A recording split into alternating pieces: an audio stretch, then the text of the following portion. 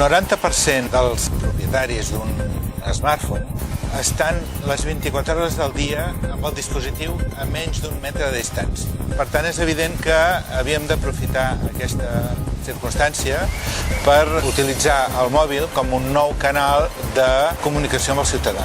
Per tant, el projecte que hem executat és un nou servei, un servei de notificacions personalitzades, notificacions push en el mòbil, per establir una nova comunicació amb la ciutadania.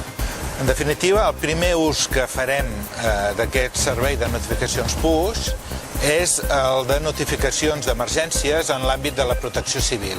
Es tracta, per tant, d'un servei pioner a Europa i així ens ho ha corroborat, sense anar més lluny, l'empresa Apple.